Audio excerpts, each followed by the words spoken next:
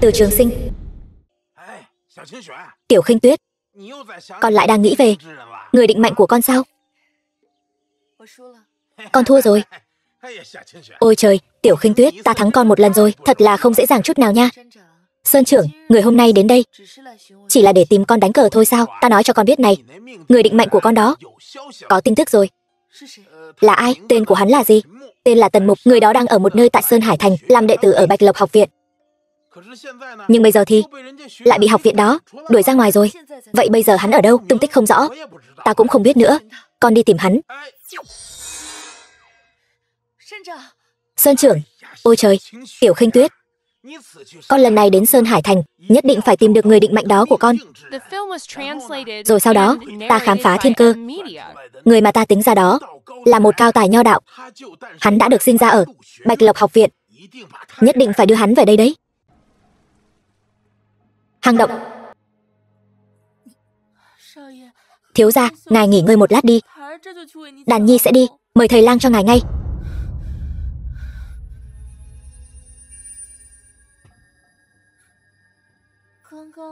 Vừa nãy là cái gì vậy? Mặc kệ, vết thương của thiếu gia quan trọng hơn.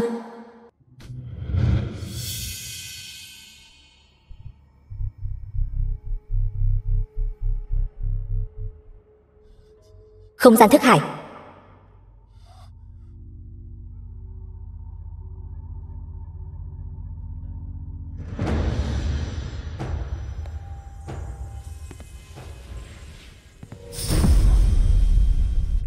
Đây là đâu? Đây là không gian thức hải của ngươi. Ngươi là ai? Tại sao lại trông giống ta? Như đúc vậy, là ngươi đã đưa ta đến cái nơi quỷ quái này sao? Ta chính là ngươi, ngươi cũng là ta. Ta là Tần Mục đến từ Hoa Hạ của địa cầu. Địa cầu, Hoa Hạ, có lễ nghi vĩ đại nên gọi là Hạ, có vẻ đẹp của y phục gọi là Hoa, văn mạch Hoa Hạ ngàn năm không đứt đoạn. Ta là một học giả lịch sử, nghiên cứu về quá khứ của nó, âm sai dương thác mà cộng hưởng với ngươi, do đó đến thế giới này. Ngươi có thể giải đáp thắc mắc cho ta, đây là nơi nào không? Đây là thế giới cổ đạo. Người đọc sách lấy văn nhập đạo, tổng cộng chia làm 10 phẩm: đồng sinh, tú tài, cử nhân, tiến sĩ, hàn lâm, đại học sĩ, đại nho, bán thánh, án thánh, thánh nhân. Còn nho tu mỗi khi có tác phẩm ra đời đều cần phải chịu sự bình định của thiên đạo. Từ cửu phẩm đến nhất phẩm, tổng cộng 9 phẩm. Nhất phẩm văn chương ra đời sẽ gây ra thiên địa dị tượng. Lấy văn nhập đạo, thật là tạo hóa trêu ngươi. Nếu không phải ta đã qua đời, dựa vào văn chương ngàn năm tích lũy trong đầu ta, thiên hạ rộng lớn đều có thể đến được.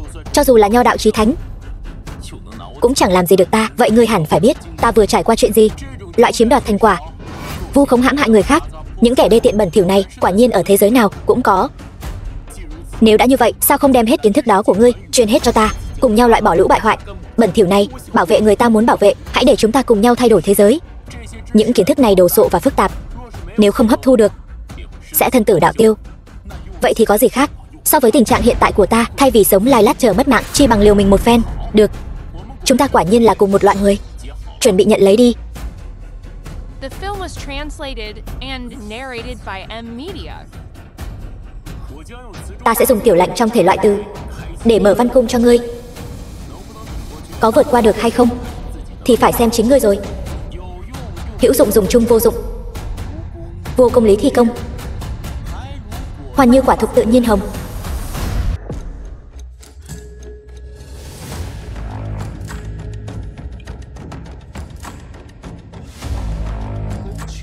Văn khúc tinh, tứ động là tư chất đại nho. Nếu có thể học tập ở Tắc Hà học cung của chúng ta thì chắc chắn sẽ thành tựu phi thường. Văn khúc tinh, ngũ động, gần ngàn năm qua cũng chỉ đếm trên đầu ngón tay. Nếu có thể thuận lợi trưởng thành thì chắc chắn sẽ là nho đạo chúng ta. Không thể nào. Văn khúc tinh, lục động, tư chất án thánh, quả là tuyệt diệu. Xem ra nho đạo chúng ta lại sắp có thêm một án thánh rồi.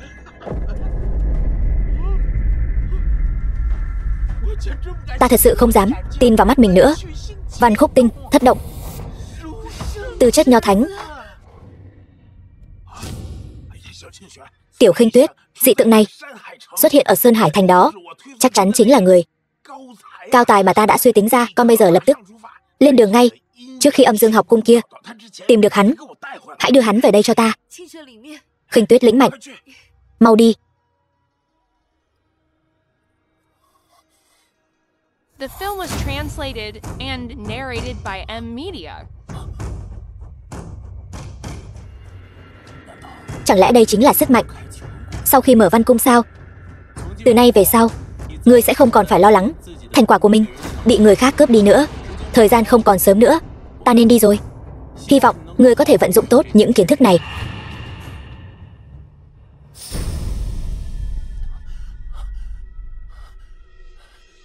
Thằng phế vật đó sống hay mất? Trương Chí, liên quan gì đến ta? Đem cô ta đi cho ta, rửa sạch sẽ, đưa đến phòng của ta. Ta muốn thưởng thức cho kỹ. Tất cả dừng tay cho ta. Trương Chí, ngươi muốn làm gì? Đàn Nhi, muội không sao chứ? Thiếu gia, ta không sao, chỉ là Trương Chí này không cho ta mời thầy lang cho ngài. Vết thương của ngài. Không sao, vết thương của ta đã lành rồi. Làm gì đó? Ta nói thật cho ngươi biết, thị nữ này của ngươi ta đã để mắt tới rồi. Nếu biết điều, ngoan ngoãn đưa cô ta đến giường của ta. Bằng không thì sao? Bằng không ta sẽ đích thân tiễn ngươi lên đường. Ngươi cứ thử xem. Thiếu gia, đừng mà, Trương Chí đã mở văn cung rồi, chỉ còn cách đồng sinh cảnh một bước chân thôi. Những bạch đinh như chúng ta không phải đối thủ của hắn. Không sao, ta đã thoát thai hoán cốt rồi. Chỉ là Trương Chí còn con, không đáng để ta để mắt. Tần Mục chẳng lẽ bị tiểu đệ ta đánh hỏng đầu rồi sao? Hôm nay ta sẽ cho ngươi thấy khoảng cách giữa ngươi và ta. Quỳ xuống, đừng mà. Trương thiếu gia, ta xin ngài hãy thu hồi nho đạo uy áp đi. Thiếu gia nhà chúng ta nếu như cứ quỳ như vậy thì ngài ấy sẽ không bao giờ mở được văn cung nữa. Chỉ cần ta đồng ý với ngài. Đàn Nhi, không cần cầu xin hắn, ta tự có cách. Vừa mới mở văn cung, đối với người sắp đột phá đồng sinh cảnh, quả nhiên rất miễn cưỡng. Nhưng không sao cả. Thiếu niên hiệp khí, giao kết ngũ đô hùng, can đảm động, lông tóc dựng, lập đàm trung, tử sinh đồng, nhất ngạc thiên kim trọng.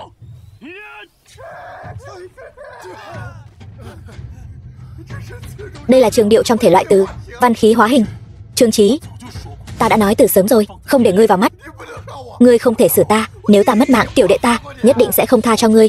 Tiểu Trương đại giới, ngươi tuy tội không đáng mất mạng, nhưng buông lời sỉ nhục nữ nhân có thể không mất mạng, nhưng tội sống khó thoát.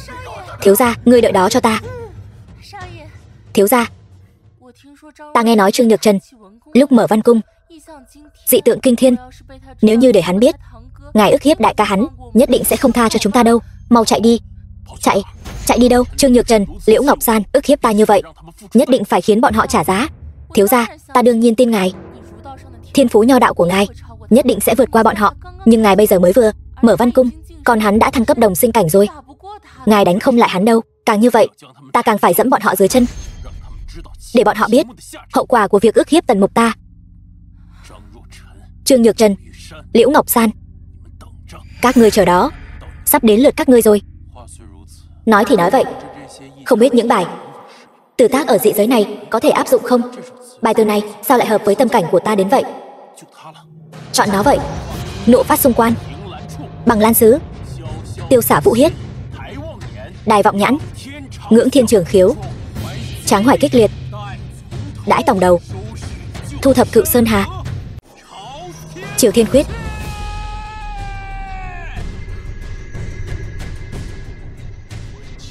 Văn khí như rồng, cổ thánh tụng từ, đây cũng là tác phẩm xuất sắc. Thất phẩm trở lên, xuất thế rồi sao? Tài năng lớn đến vậy cũng xuất hiện trên Không Trung học viện ta. Thi từ phẩm gia càng cao, công lực huyễn hóa ra càng mạnh. Thi từ thất phẩm, đương thế khó gặp. Viện trưởng, có khả năng nào bài thi từ này cũng do Nhược Trần sáng tác không? Ở Bạch Lộc học viện, người có thiên phú như vậy, ngoài Nhược Trần ra tuyệt đối không còn ai khác. Bài từ này hùng hồn khí phách, khí khái sơn hà, bút lực sâu sắc, tình cảm dạt dào. Chỉ là nỗi bi phẫn trong bài từ này cảm động trời đất. Trần Nhi đã có trải nghiệm như vậy từ bao giờ?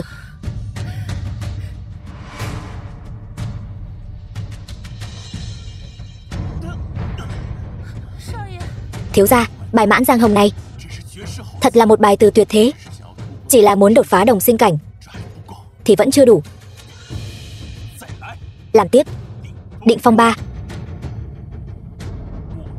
Mạc Thính xuyên lâm đả Diệp Thanh. Hạ Phương Ngâm khiếu thả Tư Hành. Trúc Trượng mang hải khinh thắng mã. Thủy Phạ. Nhất Sa Yên Vũ nhậm bình sinh.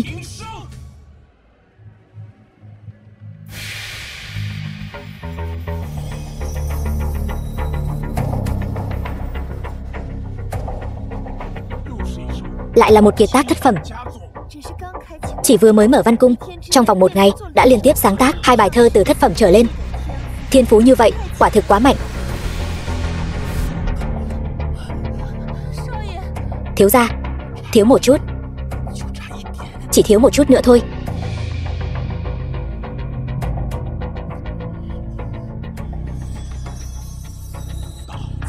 Đại Giang Đông, Khứ Lãng Đảo Tận. Thiên cổ phong lưu nhân vật.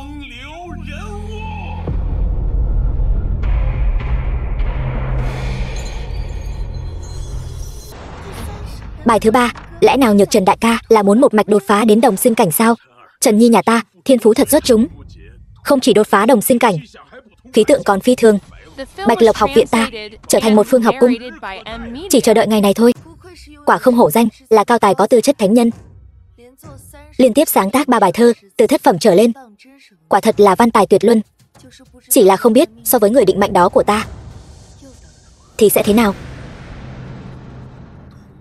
Đồng sinh cảnh cuối cùng cũng đột phá rồi. Lần này ta sẽ lấy lại tất cả những gì thuộc về ta. Thiếu gia, hôm nay người đông thế mạnh, ngài tuyệt đối đừng sắp nổi. Lá đỏ hoa vàng, ý thu muộn. Ngàn dặm nhớ khách đi xa. Đồng sinh cảnh 20 tuổi, quả thật là thiên phú kinh người. Cướp đoạt từ tác của ta, lại mạo nhận thiên tượng.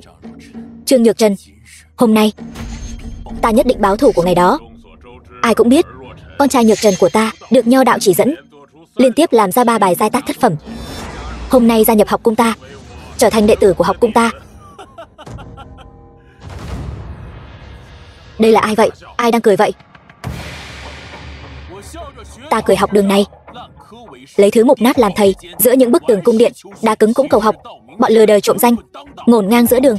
Bọn mua danh chuộc tiếng, đua nhau chấp lễ. Bạch Lộc học viện, Tắc Hạ học cung cũng chỉ đến thế mà thôi. Đây chẳng phải là phế vật bị đuổi khỏi học viện Tần Mục sao? Sao hắn lại ở đây, dám bôi nhọ học viện và học cung? Sao hắn dám chứ? Tần Mục, không ngờ ngươi vẫn còn sống. Đôi nam nữ tàn hạ đồng môn các ngươi đều vẫn còn sống, ta sao dám đi trước một bước.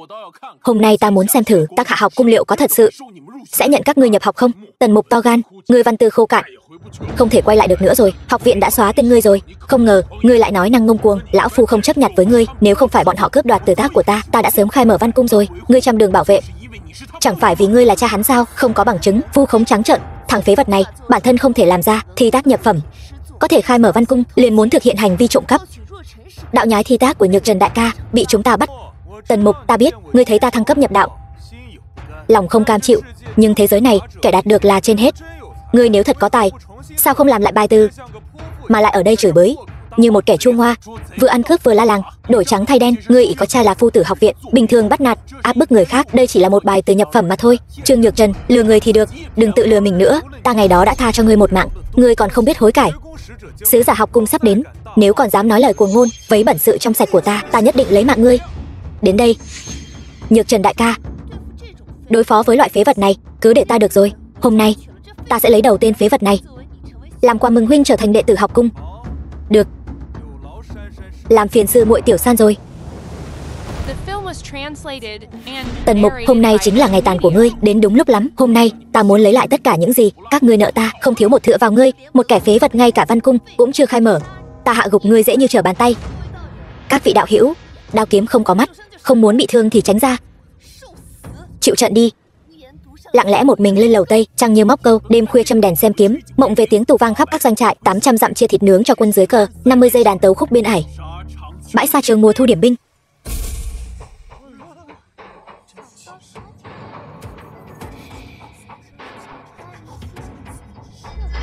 Văn khí hóa hình, điều này không thể nào. Ngựa chạy nhanh như bay, cung như sấm sét, dây rung động, xong việc thiên hạ của quân vương, giành được danh tiếng trước sau khi mất. Đáng thương tóc bạc đã điểm.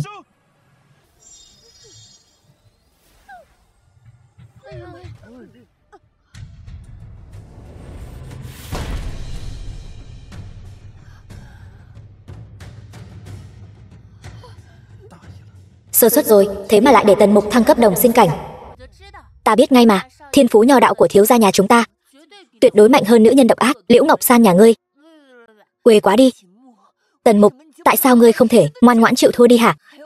Lại còn khai mở Văn Cung để phá hoại cuộc sống của ta. Ngươi muốn ta mất mạng đến vậy sao? Ta lấy mạng ngươi rồi, Nhược Trần đại ca nhất định sẽ dùng bài từ Châu Ngọc gia truyền, mượn ta đột phá cảnh giới. Bây giờ nhờ ơn ngươi, tất cả đều đổ sông đổ bể rồi. Ta tạm thời tha cho ngươi một mạng, không phải vì ta không muốn lấy mạng ngươi, mà là ta muốn ngươi tận mắt nhìn thấy ta sẽ làm thế nào để dẫm đạp lên cái gọi là lương duyên giai tế của ngươi. Dù ngươi đã là đồng sinh cảnh thì sao?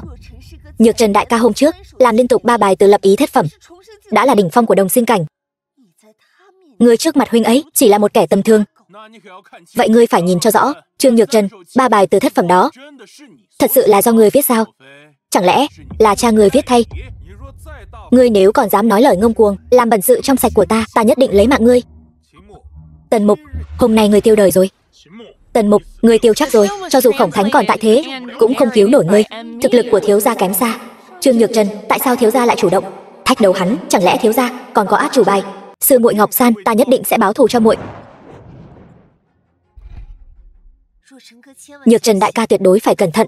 Văn cung của tên phế vật này có gì đó kỳ lạ. Thực lực hắn bây giờ không thể xem thường. Không sao, dù hắn có bản lĩnh thế nào, cuối cùng cũng phải dựa vào thực lực mà nói chuyện. Ngươi sai khiến Liễu Ngọc San trộm bài từ của ta, lại cùng nhau vu khống hãm hại ta, khiến ta mấy lần suýt mất mạng. Món nợ này cũng nên tính toán rồi. Ta là đỉnh phong đồng sinh cảnh, ngươi lấy gì so với ta? Nghe nói ngươi chỉ làm từ biên ải, vậy ta sẽ dùng từ biên ải để đánh bại ngươi. Bất kiến Nam Sư Cửu, Mạn Thuyết Bắc Quần không, đương trường chỉ thủ, tất cánh hoàn ngã vạn phu hùng. Ai nói ta chỉ biết làm từ biên ải? Đêm gió đông thổi ngàn cây hoa nở, lại thổi rụng sao như mưa.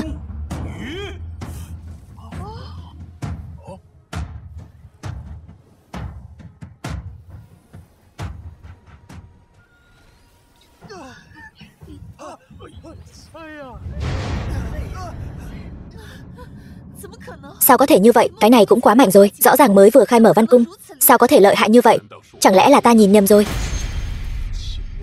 Tần Mục, không ngờ hắn lại là một thiên tài tuyệt thế. Thiếu gia Tần Mục, ta thừa nhận ta đã xem thường ngươi, nhưng tiếp theo ta sẽ dùng toàn lực đối phó với ngươi. Trương Nhược Trần, cứ việc phóng ngựa tới đây.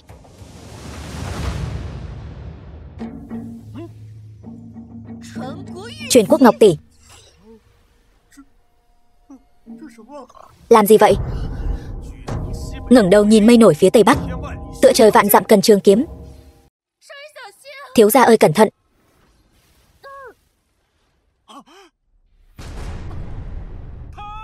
Đàn Nhi, thiếu gia. Đàn Nhi, là ta có lỗi với muội. Ta đã nói sẽ bảo vệ muội mà. Đàn Nhi. Trương Nhược Trần, Liễu Ngọc San, đôi tiểu nhân hèn hạ các ngươi. Tần Mục, cuộc chiến sinh tử chưa đến cuối cùng, thắng bại khó lường. Ngươi đắc ý quên hình rồi. Trương Nhược Trần, ta thề sẽ lấy mạng ngươi. Truyền Quốc Ngọc tỷ này của ta dù là đồ giả, nhưng trấn áp ngươi vẫn còn dư sức. Đao vừa rồi, thị nữ của ngươi đỡ thay ngươi. Đao này, ta xem ai có thể đỡ thay ngươi.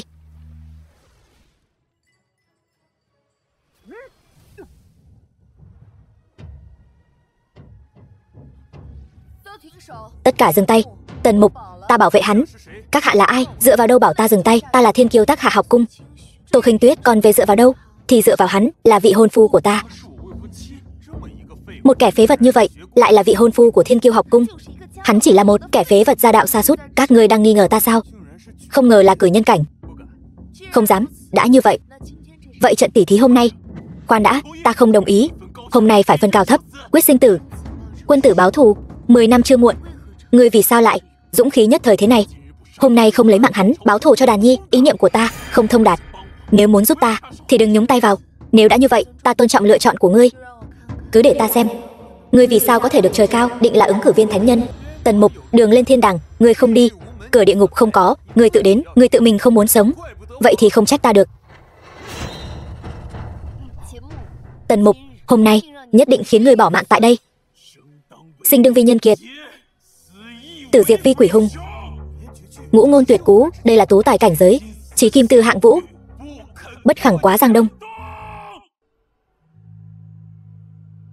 Thái hư thánh chủ. Người đâu, thánh chủ? Người thấy khí tức của tiểu nữ. Con bé ở Đông Châu. Các người ai có thể thay bổn tôn đi một chuyến, đưa tiểu nữ về Thái hư thánh địa. Thuộc hạ nguyện đi. Hạo Nhi, Nguyên Hạo, trưởng lão, Cửu trưởng lão, hai người các ngươi nhất định phải đi một chuyến. Vâng, sư tôn.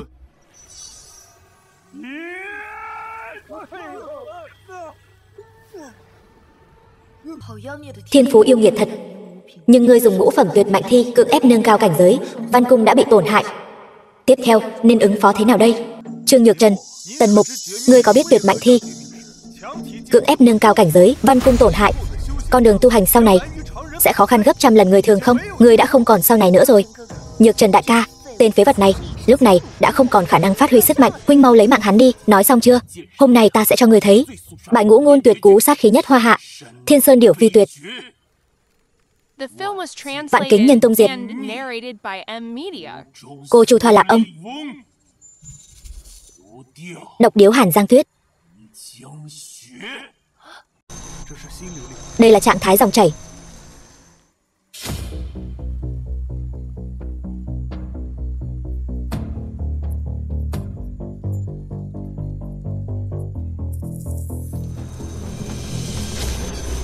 Không ngờ, ngươi lại còn có bản lĩnh như vậy. Tần Mục, ta đã xem thường ngươi rồi. Thiên phú nho đạo của hắn sao lại mạnh đến mức này? Không đúng. Sư huynh có thể phá trừ dị tượng, liên tiếp làm ra 3 bài thất phẩm, thiên phú lập ý từ. So với huynh ấy, Tần Mục vẫn còn kém xa. Ta phải có niềm tin vào sư huynh. Thắng bại đã phân. Trương Nhược Trần, ngươi thua rồi. Sư huynh không sao chứ? Không thể nào, một tên phế vật gia đạo sa sút sao có thể lĩnh ngộ trạng thái dòng chảy? Dựa vào cái gì? Xuống dưới hỏi Diêm Vương thì sẽ biết thôi. Tần Mục, ngươi muốn làm gì? Đã nói rồi, phải phân cao thấp, quyết sinh tử. Đến lượt các ngươi thua rồi, nên hối hận sao? Tần Mục, chẳng lẽ ngươi muốn diệt đồng môn sao? Diệt đồng môn?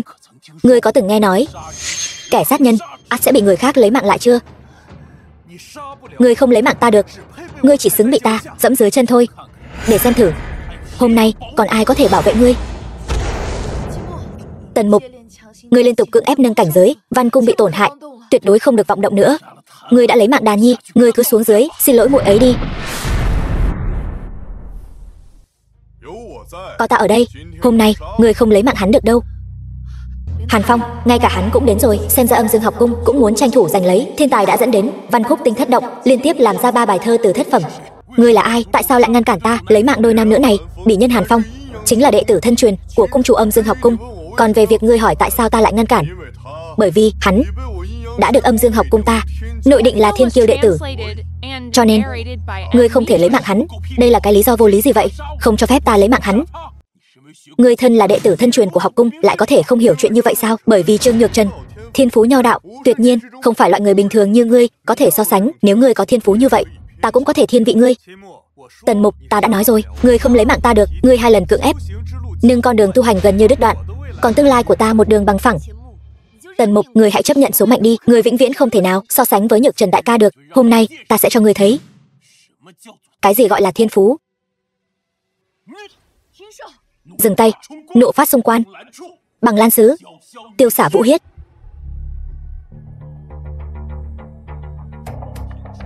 Thính xuyên lâm đả diệp thanh, hạ phương ngâm khiếu thả tư hành, đại giang đông khứ, lãng đào tận, thiên cổ phong lưu nhân vật.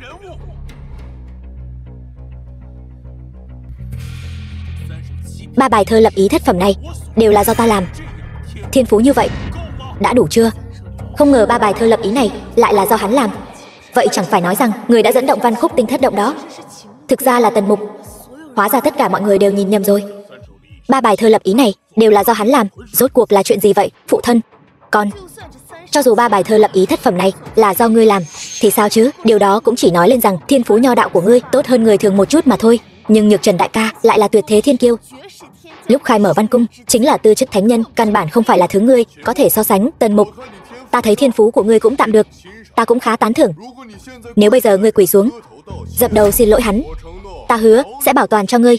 Hôm nay ta nhất định phải lấy mạng hai người bọn họ. Ngươi nếu ngăn ta, ta sẽ lấy mạng cả ngươi. Nếu đã vậy thì ta sẽ không khách khí nữa. Tam giam kỳ khẩu. Hàn sư huynh của ta chính là nho tu của cảnh giới cử nhân.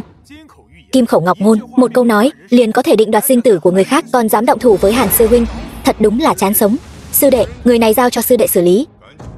Mau lấy mạng hắn đi, đa tạ Hàn sư huynh. Chịu thua đi.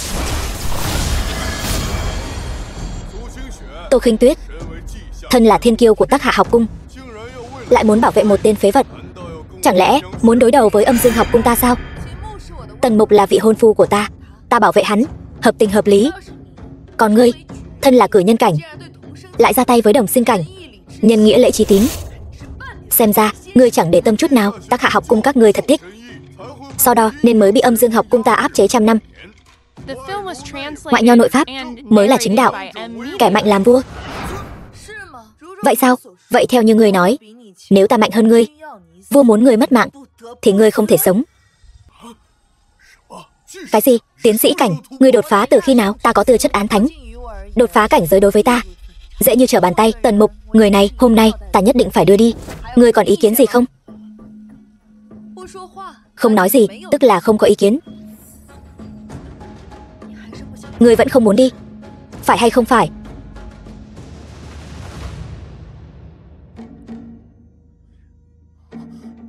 Thật sao? Là thật. Ly nguyên thượng thảo, nhất tuế nhất khô vinh, dã hỏa thiêu bất tận, xuân phong suy hiệu sinh.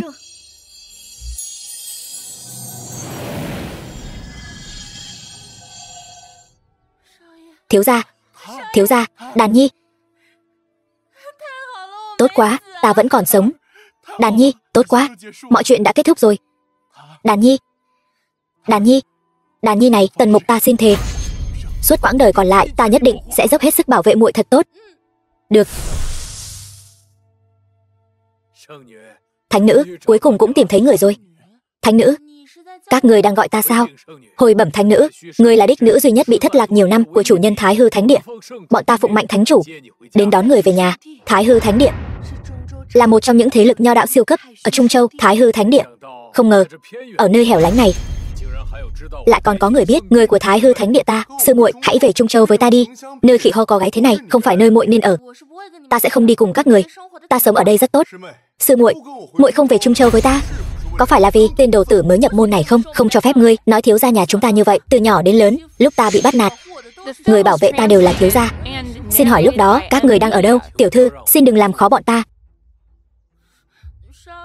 Thiếu gia. Đàn Nhi, đừng sợ, có ta ở đây, không ai mang muội đi được. Ăn nói ngông cuồng. Xem ra ngươi còn chưa biết sự nguy hiểm của giới tu hành. Để ta dạy cho ngươi một bài học. Hưng nguyện, đức trì tạc dã.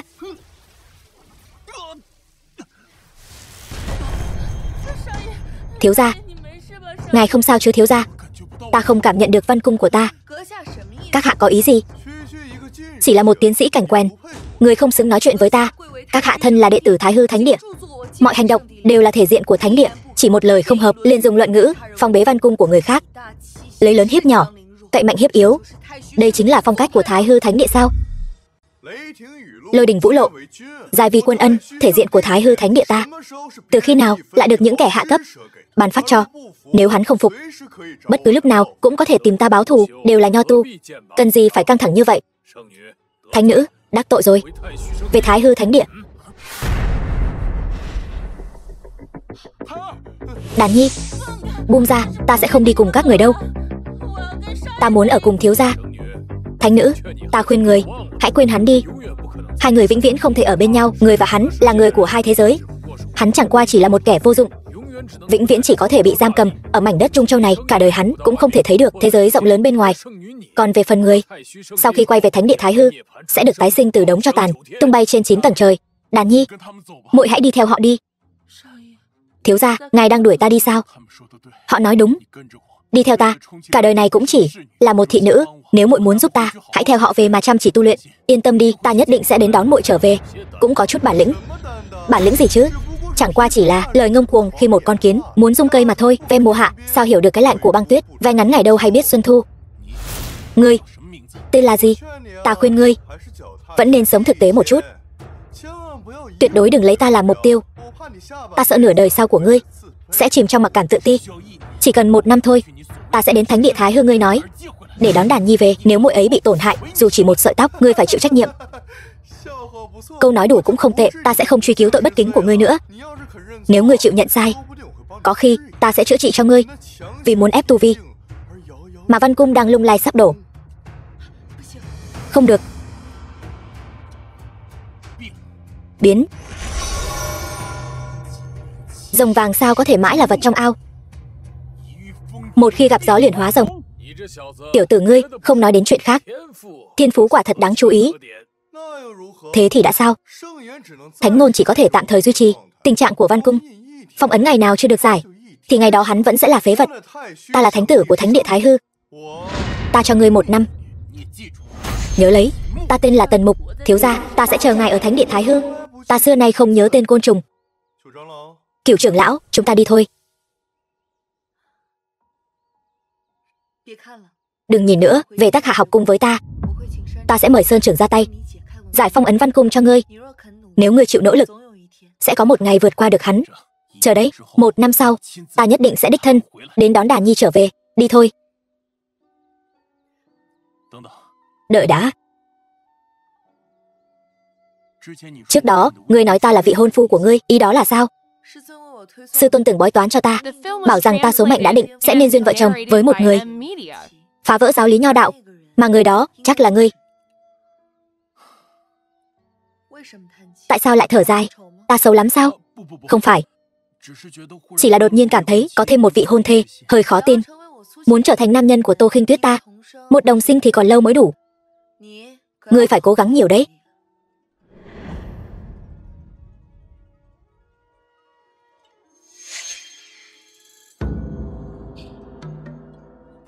Quả không hổ danh là một trong 2 thánh địa nho đạo lớn nhất Đông Châu. Tắc Hạ học cung thật khí phái, so với Sơn Hải Thành tốt hơn không biết bao nhiêu lần.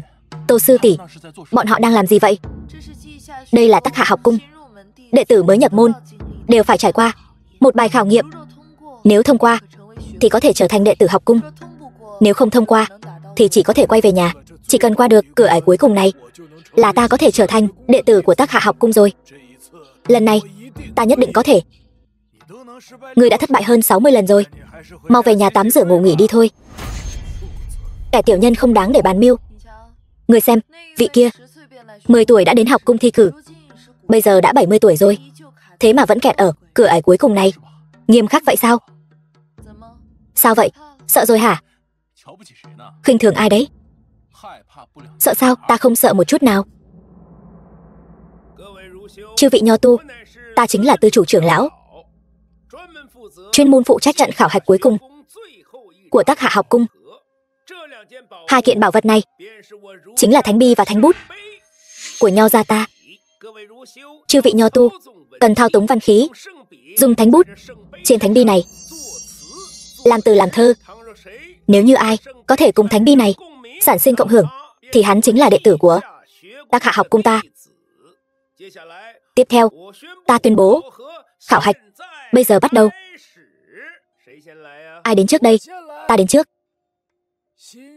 Tâm như lão mã thức chi lộ, thân tự danh oa bất thuộc quan. Thánh bi cộng hưởng một tiếng vang, miễn cưỡng thông qua. Ngươi được nhập học rồi. Ta đậu rồi. Là thật, ta đậu rồi. Đã cả buổi sáng rồi, thế mà lại chỉ có một lão già tuổi bát tuần có thể dẫn động thánh bi cộng hưởng. Thật là khóa sau không bằng khóa trước. Chuyện này cũng không có cách nào khác. Muôn học sinh tốt không phải đều bị Âm Dương học cung kia cướp đi hết rồi sao? Năm nay đại tuyển 2 cung, e rằng lành ít dữ nhiều rồi. 2 vị trưởng lão, ta đến thử xem. Nếu đã là người Khinh Tuyết dẫn đến, tất nhiên không tầm thường. Tư chủ trưởng lão nhìn là biết ngay.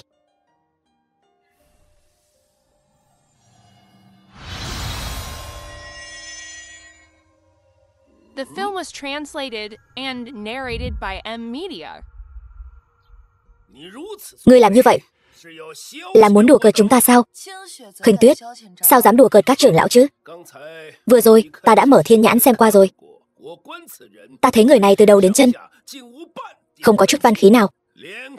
Ngay cả dấu vết khai mở văn cung cũng không hề có. Sao vậy Khuynh Tuyết?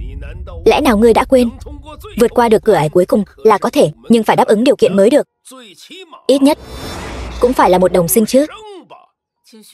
Khuynh Tuyết, tuy nói học cung chúng ta bây giờ có suy tàn một chút, nhưng cũng không phải là nơi kẻ vô dụng nào cũng có thể tùy tiện vào đâu. Ngươi là đệ tử thân truyền của Sơn trưởng, nên biết lộng quyền là điều cấm kỵ lớn của học cung. Ngươi đừng có thăm dò ở ranh giới phạm sai lầm. Tác hạ học cung các người tuyển chọn đệ tử lại tùy tiện như vậy sao? Ngay cả Thánh Bi cũng không dám cho ta thử một lần. Chàng trai trẻ không có văn khí thì không thể đề tự trên Thánh Bi được. Đừng tự rước lấy nhục. Như Tuyết tiền bối, các đệ tử đều còn đang quan sát. Nếu hắn đã dám đứng ra thì đương nhiên sẽ có lý của hắn. Chỉ bằng cứ để hắn thử một lần, cứ xem như ném viên gạch để lấy ngọc. Vậy thì hắn ít nhất cũng phải là một viên gạch chứ. Theo lão phu thấy, hắn căn bản là một khúc gỗ mục. Thôi bỏ đi, bỏ đi. Ta nể mặt ngươi 3 phần. Cho hắn một cơ hội. Lời khó nghe phải nói trước. Nếu người này thật sự không có chút thành tựu nào, ngươi phải tự mình đến trường giới đường nhận phạt đấy. Nhất ngôn vi định. Được.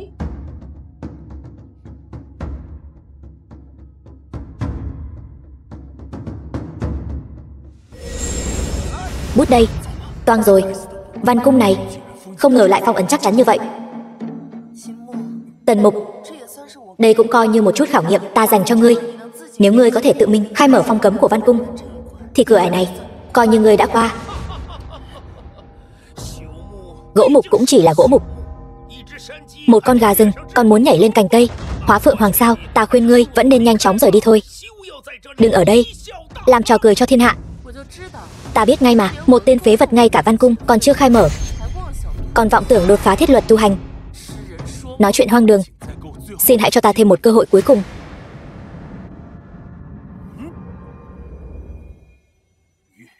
Minh Nguyệt xuất Thiên Sơn, Thương Mang Vân Hải Gian, Trường Phong Kỷ Vạn Lý, Suy Độ Ngọc Môn Quan. Mở ra cho ta.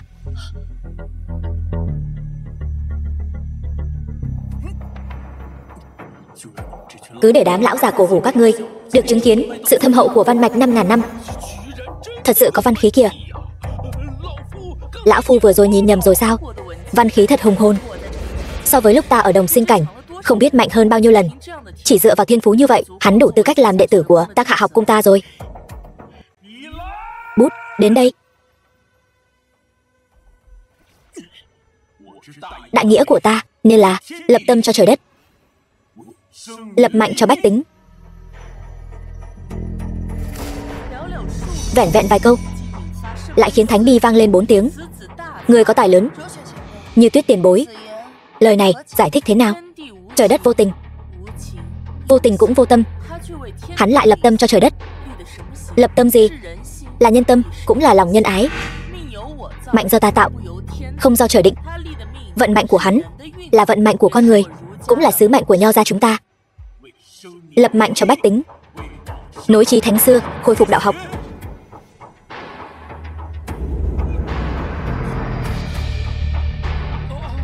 Nghe xem, vang lên 8 tiếng rồi. Nhớ lần cuối Thánh Bi vang lên 8 tiếng cũng là được dẫn động lúc Sơn trưởng nhập môn. Chẳng lẽ 2.000 năm qua đi, chỗ chúng ta thật sự sắp nghênh đón thiên tài hiếm có thể sánh ngang với Sơn trưởng sao? Tần Mục, người quả nhiên không làm ta thất vọng. Thiên phú và đại nghĩa đều là yêu nghiệt hạng nhất. Không đúng, ánh sáng của Thánh Bi không thấy suy yếu, ngược lại càng mạnh hơn. Chẳng lẽ còn có thể gây ra Thánh Bi cửu hưởng? Thánh Bi cửu hưởng? Không thể nào.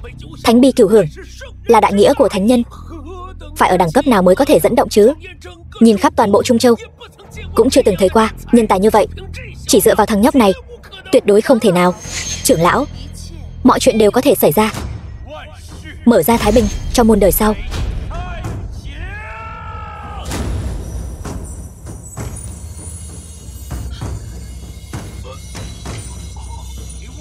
Mở ra cho ta.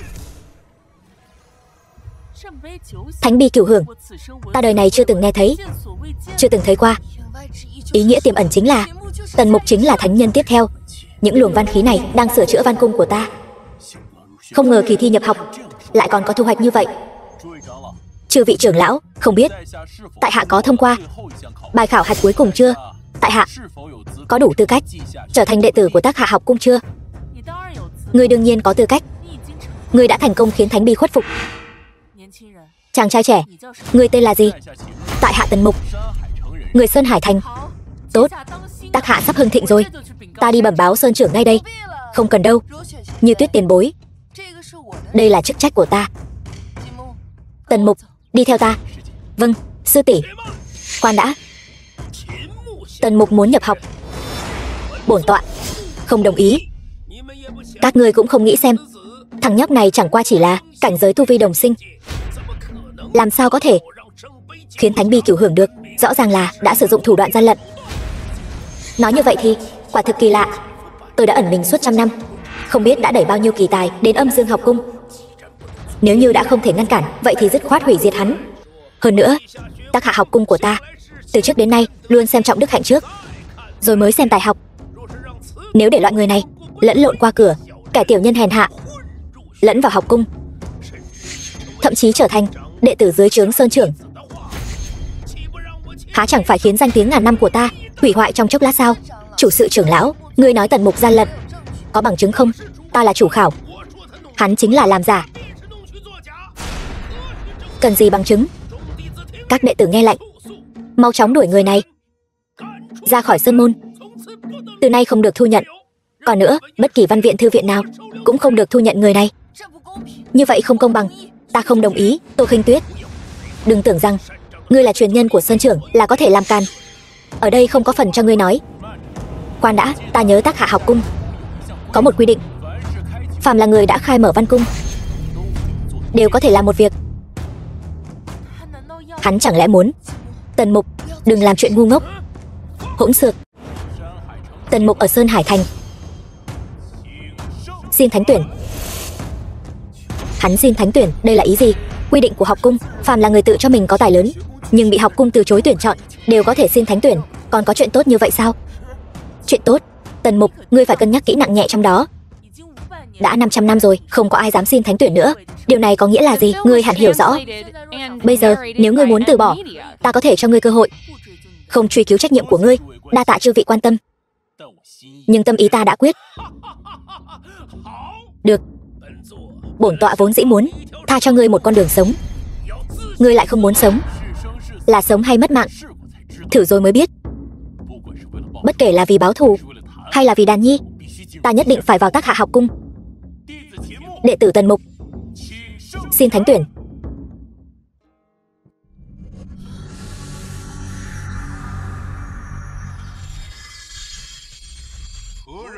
Ai đang làm ồn ở đây? Kính chào bán thánh. Có người nào xin thánh tuyển không? Đồng sinh Tần Mục ở Sơn Hải Thành tố cáo chủ sự học cung bất công, đặc biệt xin thánh tuyển để minh oan cho ta. Ngươi to gan, đối diện với bán thánh đại nhân lại dám nói năng lung tung. Tần Mục, ngươi có biết thánh tuyển thất bại sẽ phải đối mặt với điều gì không? Đệ tử biết rõ. Nếu đã như vậy, ta muốn khảo hạch ngươi. Ngươi chỉ mới là đồng sinh, khảo hạch về thơ từ và văn chương vẫn là gây khó dễ cho ngươi. Như thế này, ta khảo ngươi một câu đối trong vòng trăm tức mà không đối được thì coi như ngươi thất bại. Thế nào?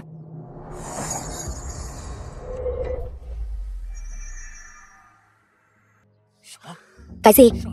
Vế trên lại là cái này. Đề này nhìn thì đơn giản, nếu với học thức của thánh nhân. Nếu vế trên là loại song quan, tách chữ, hồi văn, kiểu khảm chữ hay gì đó, e rằng Tần Mục hung lành ít dữ nhiều rồi. Ngay cả bán thánh cũng giúp ta như vậy, chuyện ngăn cản Tần Mục nhập học coi như ổn thỏa rồi. Vế trên này là do ta lúc nhỏ thu được từ một mật cảnh thượng cổ, cả đời cũng không thể đối ra. Vế dưới được trời đất công nhận, có thể đối ra hay không phải xem bản lĩnh của ngươi rồi. Cho dù là vì Đàn Nhi, ta cũng nhất định phải đối ra. Huống chi ta mang trong mình nền tảng của một thế giới, không tin không đối ra được một câu đối. Tần Mục, e rằng lần này ngươi thật sự lành ít dữ nhiều rồi. Ngươi hãy nghe kỹ đây. Du Tây Hồ, để Tích Hồ, Tích Hồ điệu Tây Hồ, Tích Hồ Tích Hồ. Sao đề đầu tiên đã ra độ khó thế này? Đây là khảo đồng sinh hay là khảo đại nho vậy? Tô Khinh Tuyết, lời này của ngươi có ý gì? Chẳng lẽ là đang nghi ngờ bán thánh sao? Hèn chi thánh nhân cả đời đều chưa từng đối ra vế dưới. Vế trên này đồng âm khác nghĩa, đồng thời cảm xúc thay đổi liên tục, âm điệu xoay vần, ý nghĩa liền mạch, thật là tuyệt đối ngàn năm. Vế dưới không những phải đối trượng chỉnh tề với vế trên, còn phải bình chắc tương xứng. Đã khó càng thêm khó.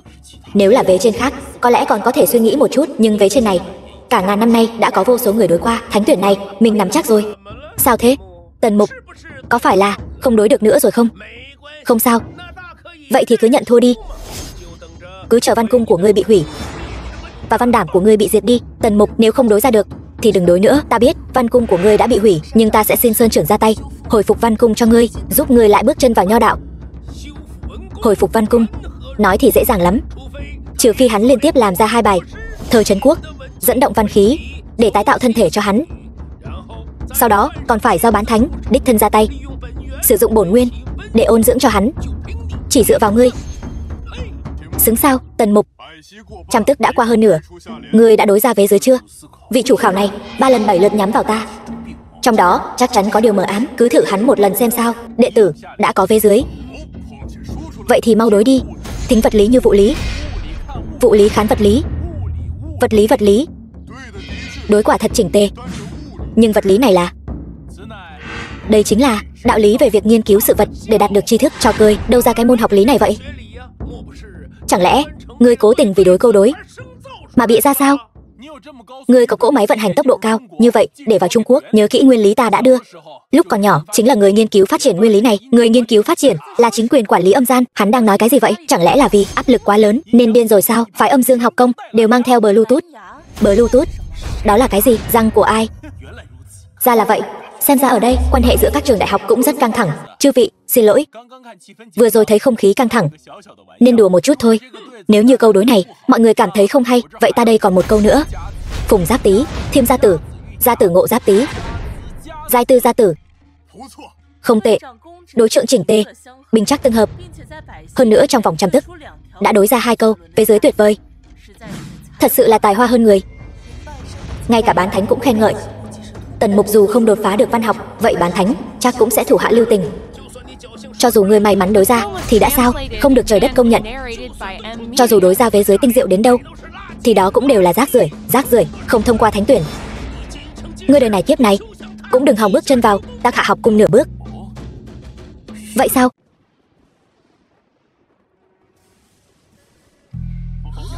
Phùng Giáp Tý, Thiêm Gia Tử, Gia Tử Ngộ Giáp Tý, Giai Tư Gia Tử. Là thánh âm sấm vang. Xem ra vế dưới của Tần Mục đã được trời đất công nhận rồi. Đại thiện, sao có thể chứ? Một thằng nhóc từ dưới quê lên, sao có thể đối ra vế dưới mà ngay cả bán thánh cũng không đối được chứ? Bán thánh đại nhân, thằng nhóc này tuy có chút tài vặt, nhưng dù sao đức hạnh có thiếu sót. Bài tiếp theo, bán thánh đại nhân nên khảo hạch nghiêm khắc người này, khảo hắn thơ từ ca phú, khảo hắn lý niệm nho học. Xin bán thánh đại nhân minh xét. Chủ sự trưởng lão, Tần Mục rốt cuộc có thủ oán gì với ngươi mà nhất định phải dồn hắn vào đường cùng vậy? Ngươi đang dạy ta làm việc đấy sao? Không dám. Thuộc hạ chỉ là làm theo chức trách mà thôi. Hay cho cái gọi là chức trách. Ngươi nhắm vào một đồng sinh chưa nhập môn, rốt cuộc là chấp pháp công bằng hay là có ý đồ khác?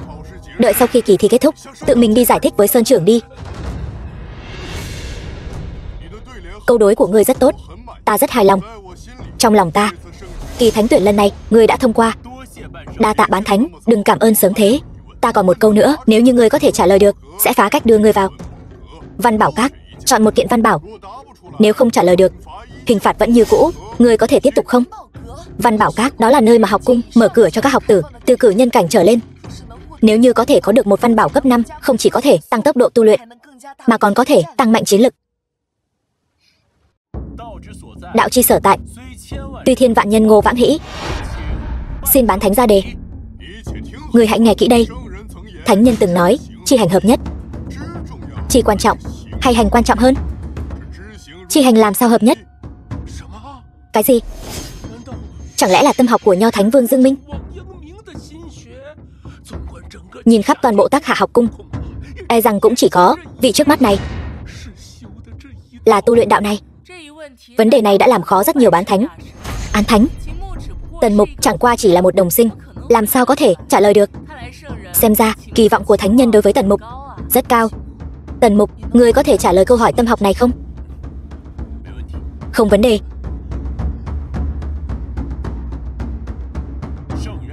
Thánh nhân minh giám, chi thị hành chi thủy, hành thị chi chi thành. Đã hiểu rõ việc mình cần làm thì phải nỗ lực đi thực hành. Tốt.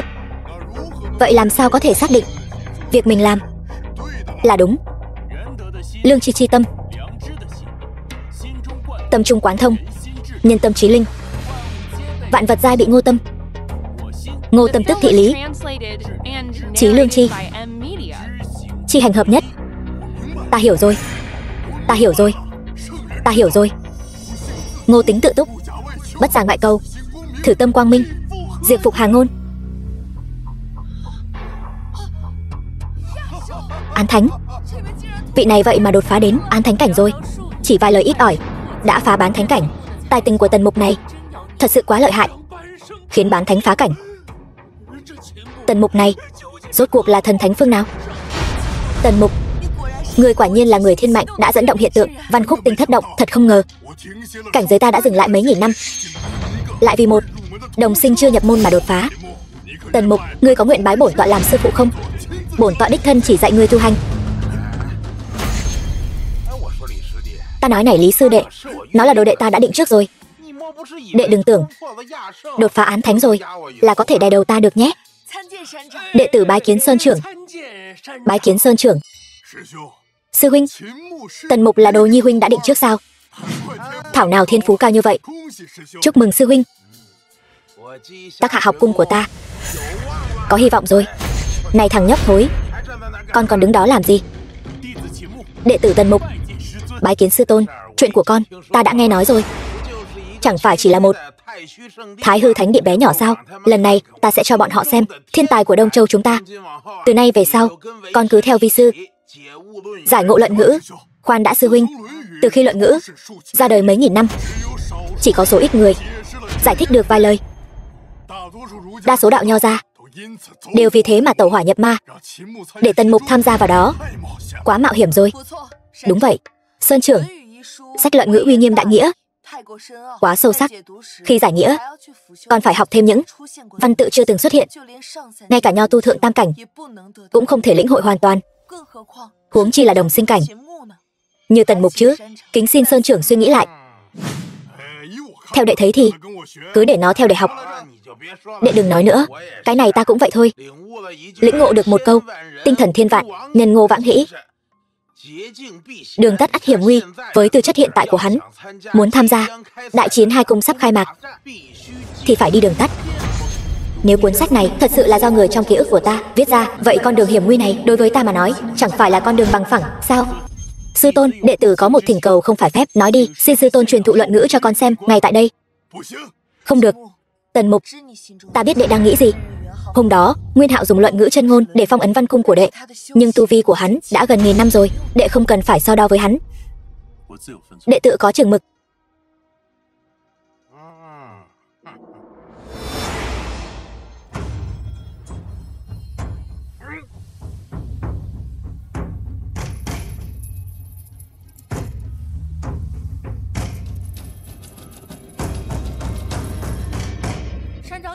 Sơn trưởng, người quá vội vàng rồi. Ngộ nhỡ Tần Mục trong lúc lĩnh ngộ xảy ra sai sót.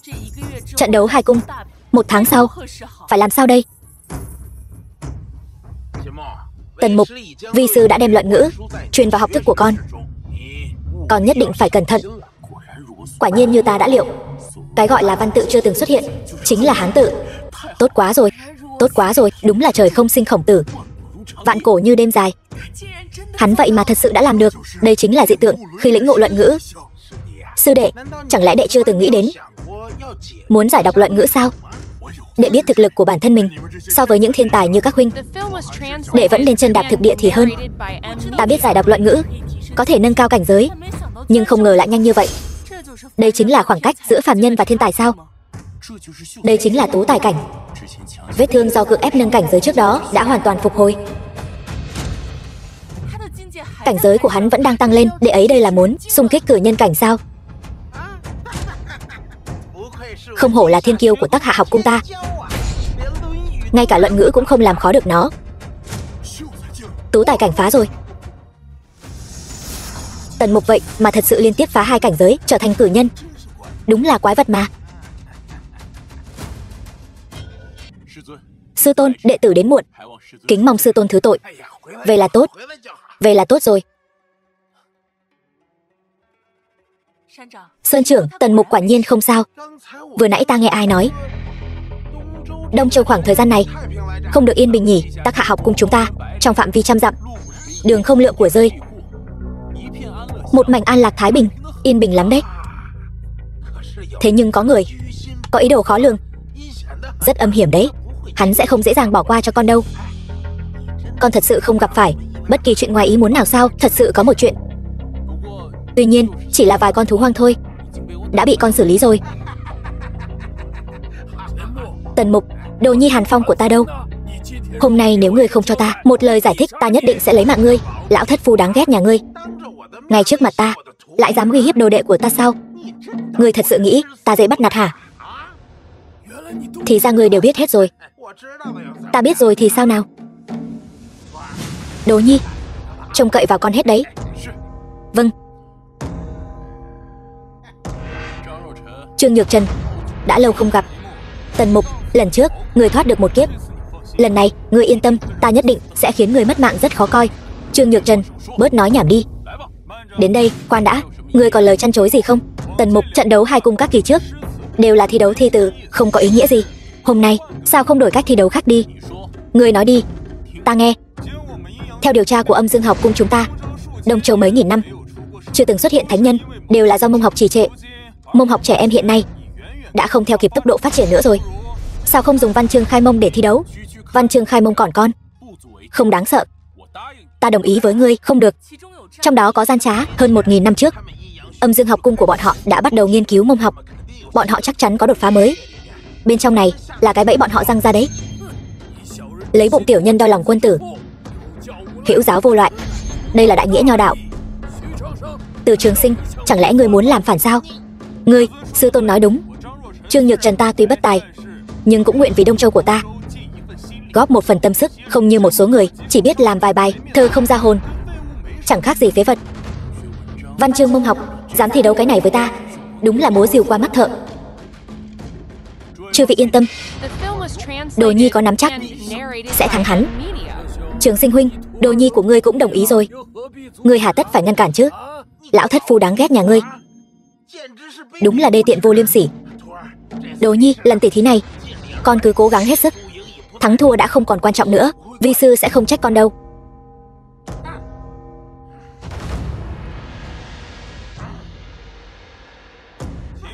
Tần Mục, lần này ta sẽ khiến người mất hết mặt mũi, để tiếng xấu muôn đời. Cứ thử xem sao.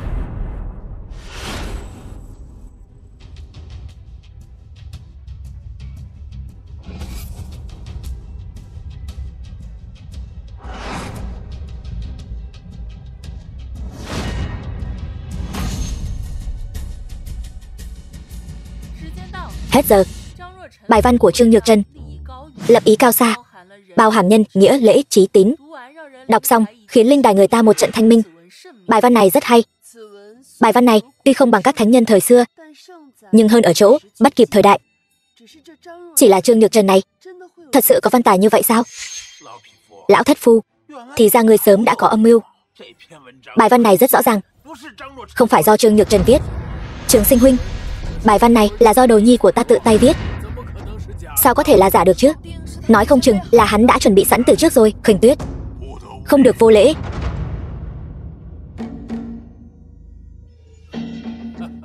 Tô Bán Thánh, hân hạnh. Cha ơi, không được bướng bỉnh. Trường Sinh huynh, theo như giao hẹn, ta sẽ đưa Khinh Tuyết về. Cha ơi, con không đi đâu. Tô huynh, bây giờ 2 cung đang thi đấu, ta sẽ không tiễn huynh nữa. Đi thôi. Cha ơi! Thiên kiêu mạnh nhất Tô Khinh Tuyết của Tắc Hạ học cung của ngươi đã đi rồi. Xem ngươi thắng thế nào đây.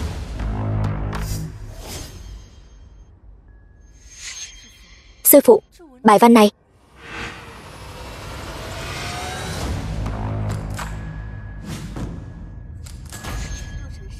Nhược Trần sư huynh, tại sao bọn họ lại kinh ngạc như vậy? Chẳng lẽ bài văn của Tần Mục làm lại hay hơn bài huynh làm sao? Tuyệt đối không thể nào, bài văn này của ta là tâm huyết của toàn thể trưởng lão Âm Dương học cung, lại còn do sư tôn cân nhắc chọn ra. Nhất định là Nhược Trần sư huynh sắp trở thành người chiến thắng. Bọn họ so sánh khó mà mở lời, cho nên mới dùng hạ sách này. Đúng vậy, chính là như vậy. Đợi hai vị trưởng lão xem xong, ngươi sẽ biết thế nào gọi là núi cao. Còn có núi cao hơn. Tự tin như vậy, có bản lĩnh thì ở trước mặt mọi người đọc lên đi. Có gì không được? Ta không chỉ dám đọc trước mặt mọi người, ta còn muốn tất cả người Đông Châu đều nghe được thơ từ của ta. Sư tôn, người có thể bố trí trận truyền âm ngàn dặm, giúp con một tay được không? Tần Mục, người có biết truyền âm cho toàn châu bách tính nhân quả kéo theo lớn đến mức nào không? Cho dù một người phản đối, con đường thành thánh của ngươi cũng sẽ công dã tràng. Loại phế vật này cũng xứng thành thánh sao? Trường Sinh huynh, đánh cược bài văn khai mông này một lần đi. Bách tính Đông Châu nếu như công nhận, tương lai hắn chính là một đời đại nho đấy.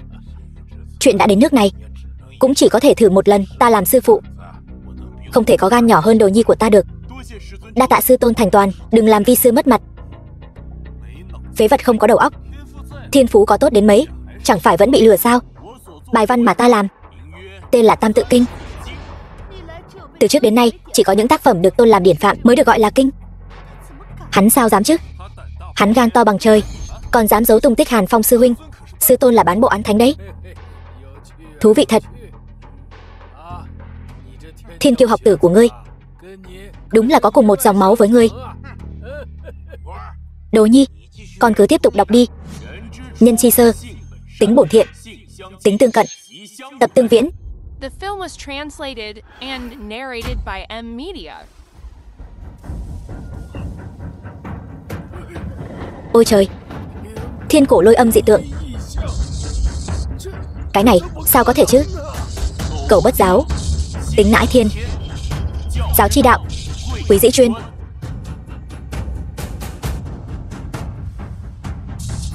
Là thiên địa cộng hưởng kia. Chẳng lẽ bài văn của Tần Mục đã được pháp tắc nho đạo công nhận rồi? Hay, vi sư quả nhiên không nhìn lầm con.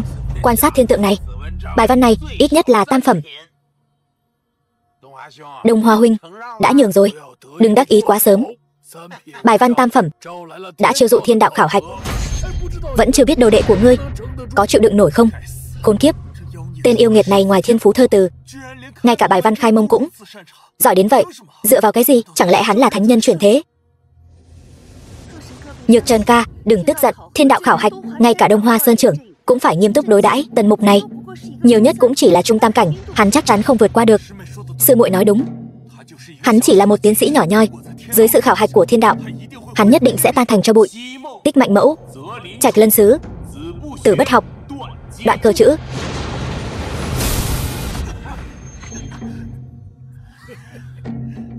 Quả không hổ danh là thiên kiêu thu phục thánh khí. Chỉ tiếc ngươi đức không xứng vị. Dưới uy áp của thiên địa, ngươi không đọc nổi đâu. Hành bách lý giả bán kiểu thập. Câu này nói ngươi đấy. Đồ nhi ngoan, con nhất định phải kiên trì đấy. Bài văn này một khi thành, con sẽ vang danh thiên hạ.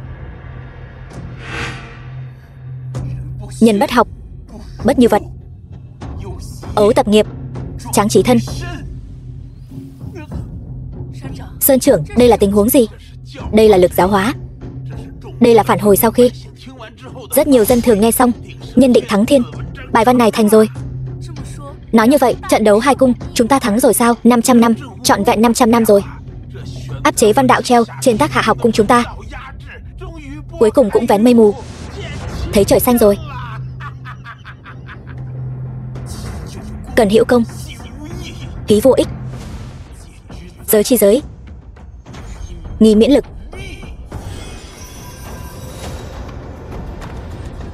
Thiên công giáng soạn. Bài văn này không phải tam phẩm, là nhị phẩm. Cái này còn phải cảm ơn Đông Hoa huynh đó. Nếu không phải âm dương học cung các ngươi tạm thời thay đổi quy tắc thi đấu, ta còn không biết thiên phú khai mông của Đỗ Nhi ta còn hơn cả thiên phú thơ từ ca phú nữa. Trương Nhược Trần, trận đấu kết thúc, ngươi thua rồi. Đồ lừa đời lấy tiếng. Bài văn này căn bản không phải do ngươi viết. Tam tự kinh này quả thực có nguồn gốc từ Hoa Hạ, nhưng Trương Nhược Trần làm sao biết được? Chẳng lẽ là hắn đang gài bẫy ta? Trương Nhược Trần vô cớ vu khống đệ tử Tác Hạ học cung ta, ngươi có biết sẽ có hậu quả thế nào không? Sư tôn, có vi sư ở đây, không ai uy hiếp được con. Nói ra những nghi ngờ trong lòng con đi. Ta từng thấy bài văn này ở Bạch Lộc học viện. Vị đại nho nào? Họ tên là gì? Ta với ông ấy chỉ từng có một lần gặp mặt, sau này không biết tin tức gì nữa. Nhưng bài văn này chắc chắn không phải do Tần Mục làm. Sư muội ta có thể làm chứng cho ta. Nhược Trần ca nói không sai. Ta ở Bạch Lộc học viện từng thấy quyển sách này trong tàng thư các. Đông Hoa huynh, người muốn thắng Tác Hạ học cung chúng ta đến mức dùng cả thủ đoạn bẩn thỉu, ngay cả điều cơ bản nhất trên đời này người cũng không tuân thủ. Ngẩng đầu 3 thước, có thần linh. The film was translated and narrated by M-Media. Đỗ Nhi, lần này Tác Hạ học cung chúng ta có thể chiến thắng trong trận đấu lần này, con có công không nhỏ. Nói đi, con muốn vi sư thưởng cho con thế nào đây? Sư tôn, Khinh Tuyết sư tỷ đâu rồi? Chỗ này không tiện nói chuyện này, chúng ta về rồi nói. Đông Hoa ơi là Đông Hoa, người bị Lợi Lộc làm mờ mắt, chơi đùa quyền thuật, người đã không còn đủ tư cách làm người đứng đầu một học cung nữa rồi. Ta hy vọng ngươi về sau hối cải triệt để, chọn được truyền nhân y bát tốt. Chúng ta trận đấu lần sau gặp lại. Đi thôi Đỗ Nhi. Tần Mục, người này tiến vào thượng tam cảnh, nhưng mà mới chỉ có 3 tháng. Nguyên Hạo, ngươi có nhớ lời ta đã nói với ngươi không? Hôm nay ta sẽ đánh bại ngươi. Đưa Khinh Tuyết đi. Tần Mục, không ngờ ngươi lại mặt dày như vậy. Ngươi rõ ràng đã có nữ nhân mà còn đến đây cầu thân. Ngươi có coi Tô môn chủ ra gì không? Trường Sinh huynh, chuyện này là sao vậy? Chuyện này, Đỗ Nhi, bên trong này lẽ nào còn có ẩn tình gì sao? Ngươi đến cầu thân lại cứ ẻo lả, giả vờ như tiểu nữ nhân. Thiên kiều Đông Châu, đời sau không bằng đời trước. Này, ngươi nói gì vậy hả? Sư tôn, chư vị, chuyện này cứ để Đỗ Nhi giải thích cho chư vị rõ hơn. Tần Mục có một thị nữ tên là Hứa Đàn Nhi, hai người từ nhỏ cùng nhau lớn lên, tình chủ tớ sâu đậm. Hôm đó khi ta đưa hai người họ về học cung, Nguyên Hạo xuất hiện giữa đường. Hắn lấy cớ Hứa Đàn Nhi là Thái Hư thánh nữ, muốn đưa nàng đi. Hứa Đàn Nhi không chịu, vẫn là Tần Mục khuyên nàng quay về Thái Hư thánh địa. Nguyên Hạo, ta nói có sai không? Nghe rõ chưa hả? Thật ra nghe lời con nói, giữa hai người họ còn có tình ý gì sao? Phải, nếu đã như vậy, Trường Sinh huynh xin mời về. Cha, không được, Tô gia ta sẽ không gả con gái cho một kẻ không chung thủy. Cha, con không cần biết cha có đồng ý hay không. Mối hôn sự này nhất định phải đồng ý. Nếu ta không đồng ý, ai có thể làm gì Tô vô địch ta đây chứ? Nếu không muốn Tô gia trở thành trò cười ở Trung Châu thì cha hãy để con gả cho đệ ấy đi. Khinh Tuyết, con nói vậy là có ý gì? Sư tỷ, cha, con đã sớm thất thân với đệ ấy rồi. Đồ hỗn xược. Sư tôn, là sân diễn võ. Đi.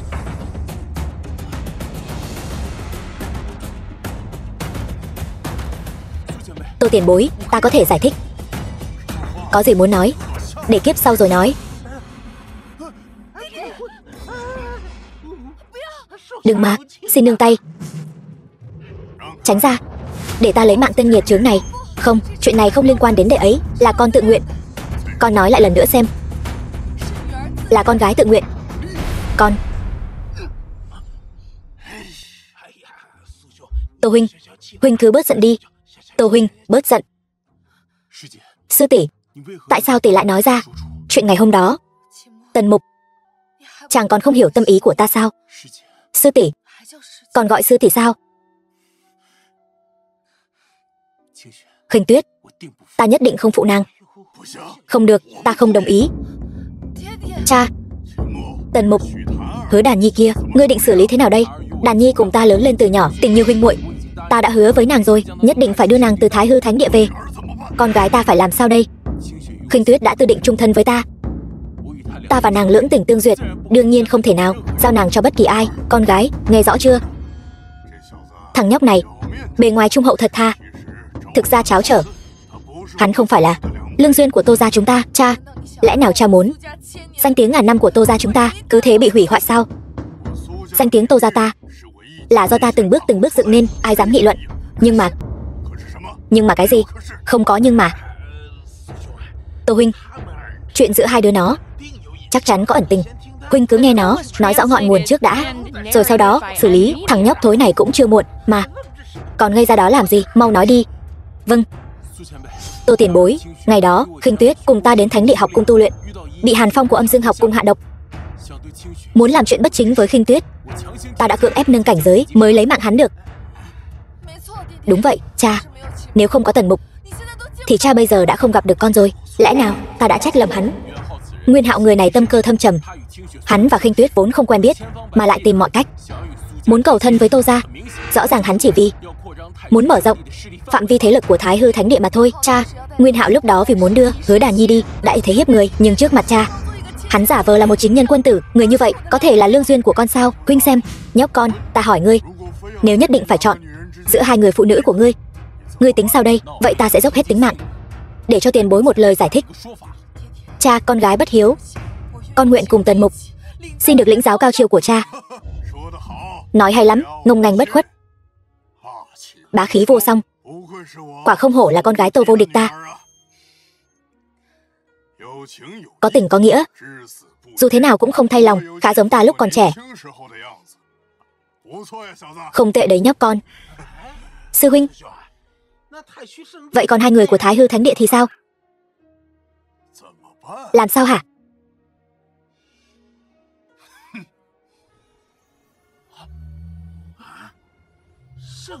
Thánh nhân cảnh, bọn họ lòng dạ khó lường, hèn hạ vô liêm sỉ. Đức hạnh của hai người này sao có thể kết thân với Tô gia ta chứ? Nhưng bọn họ là thánh chủ và thánh tử của Thái Hư Thánh Địa đấy. Lúc đó ta vui nên gọi hắn một tiếng thánh chủ. Bây giờ ta không vui rồi, ta gọi hắn một tiếng lão thất phu. Hắn có thể làm gì được ta chứ?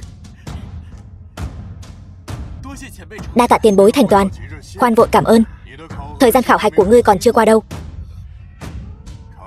Trường Sinh huynh, huynh nhận được một đồ đệ tốt đấy. Tô Thánh Nhân, huynh cũng nhận được một chàng rể tốt đấy. Xem ra bọn nó bây giờ đều rất bận. Ngày cưới cứ để hai lão già chúng ta quyết định đi. Được, dễ nói.